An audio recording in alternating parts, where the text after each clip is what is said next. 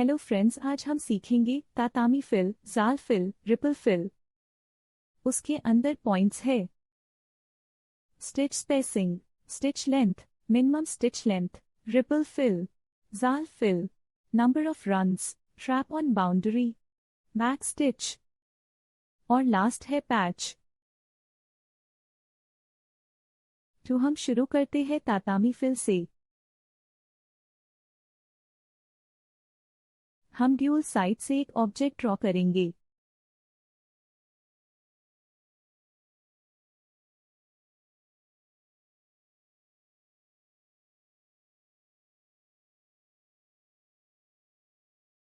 यहाँ पर tatami fill का बटन है, इस पे क्लिक करेंगे तो ऑब्जेक्ट में तातामी फिल अप्लाई हो जाएगा। सबसे पहला है स्टिच स्पेसिंग। जिस तरह से सैटिन फिल में हम स्पेसिंग का यूज करते हैं, उसी तरह से तातामी फिल में भी कर सकते हैं। फिर उसके बाद आता है स्टिच लेंथ। एक नीडल पॉइंट से दूसरे नीडल पॉइंट के बीच के डिस्टेंस को स्टिच लेंथ कहते हैं। स्टिच लेंथ को हम प्रॉपर्टी में जाकर चेंज कर सकते हैं। यहाँ पर 3 मिलीमीटर्स है तो हम 5 मिलीमीटर्स कर देते हैं, तो ये हो गया 5 मिलीमीटर्स का स्टिच लेंथ। फिर यहाँ हम बेजर टूल से एक ऑब्जेक्ट ड्रॉ करते हैं। तातामी फिल वाले ऑब्जेक्ट को सिलेक्ट करके शिफ्ट के साथ लाइन फिल वाले ऑब्जेक्ट को सिलेक्ट करना है, उसके बाद F प्रेस करके एंटर करना है। उसके बाद यहाँ पर ऑप्शन है number of run. Tatami fill के ऑब्जेक्ट पर मशीन को कितनी बार रन करवाना है, उसके लिए नंबर ऑफ रन का यूज करेंगे। यहाँ पर हम नंबर ऑफ रन में 3 सेट करेंगे। 27 स्टिचेस है जो बढ़ के 79 हो जाएगा। ऑब्जेक्ट पर मशीन रन करके देखेंगे तो ये 3 बार चलेगा।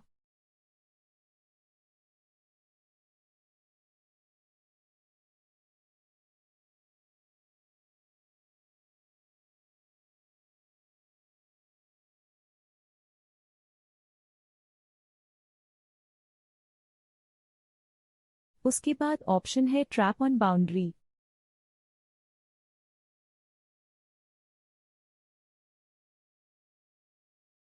अभी हम यहाँ पर देख सकते हैं जो ट्रैकिंग है वो सेंटर में नहीं है और ना बाउंड्री पर जा रहा है।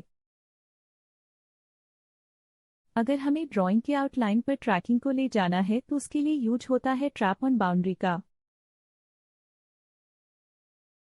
जनरल पैरामीटर में जाकर हम ट्रैकिंग का लेंथ चेंज कर सकते हैं।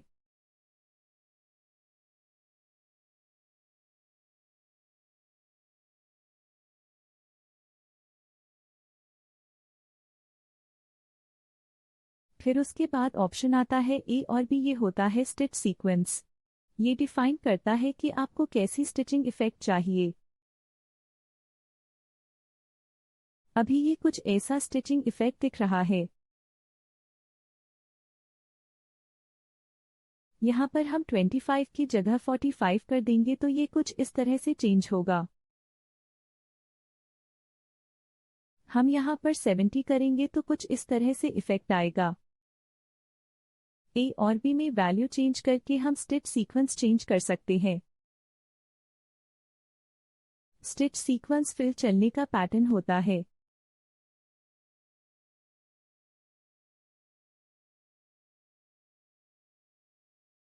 यहाँ पे हम बी में 85 करेंगे तो ये कुछ इस तरह से दिखेगा।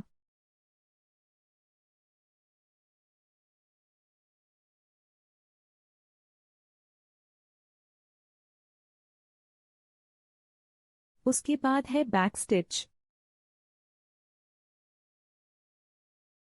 तातामी फिल के ऑब्जेक्ट में जहाँ स्टिच एंड होता है उसका इफेक्ट चेंज करने के लिए बैक स्टिच यूज होता है।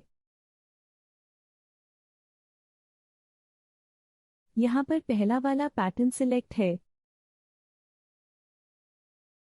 अभी हम यहाँ से सेकंड वाला सिलेक्ट करेंगे तो ये स्टिच के एंड को स्क्वायर जैसा इफेक्ट देगा।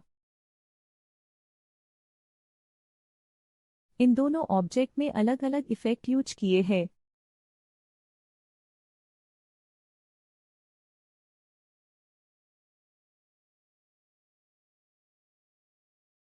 उसके बाद हम थर्ड वाला ऑप्शन यूज करेंगे।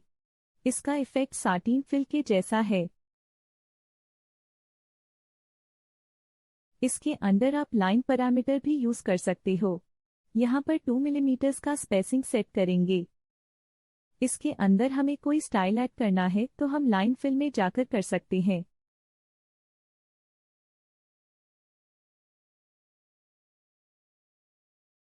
तो ये था तातामी फिल। उसके बाद में आता है जाल फिल।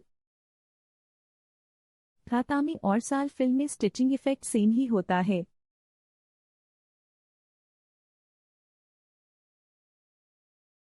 यहाँ पर जाल फिल का बटन है, उस पर क्लिक करके अप्लाई कर सकते हैं। आप इसके अंदर बैक स्टिच का भी यूज कर सकते हैं। तातामी फिल और जाल फिल में प्रॉपर्टीज सेम ही है। उसके बाद ऑप्शन आता है रिपल फिल।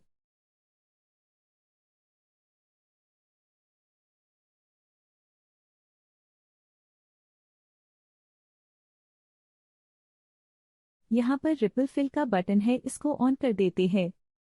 इस तरह से इसका स्टिचिंग इफेक्ट आएगा। तातामी फिल का भी स्टिचिंग इफेक्ट कुछ ऐसा ही आता है, बस उसमें लाइन सीधी आती है। रिपल फिल का स्टिचिंग इफेक्ट हम रीशेप मोड में जाकर चेंज कर सकते हैं।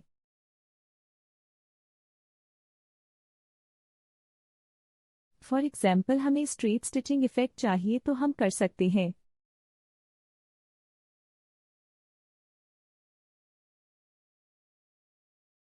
रिपल फिल की प्रॉपर्टी में भी सेम वही ऑप्शंस आते हैं जैसे तातामी और जाल फिल में आते हैं। यहाँ पर 2 और ऑप्शन दिए हैं, स्पेस ट्रिपल, रिपल को स्मूथ।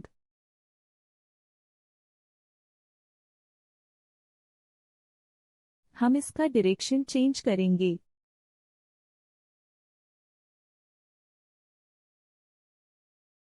अभी हम लाइन फिल पैरामीटर में जाकर स्टाइल में लटकन सिलेक्ट करेंगे। फिर लाइन फिल एडवांस में जाकर first last frame on last stitch का ऑप्शन ऑन करेंगे।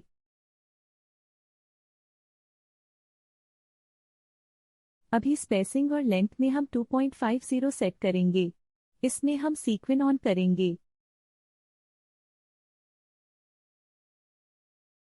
तो यहाँ पर ये कुछ ऐसा दिखेगा। स्पेस ट्रिपल ऑन करेंगे तो ऐसा दिखेगा। उसके बाद रिपल को स्मूथ को ऑन करेंगे तो इसका शेप परफेक्ट हो जाएगा।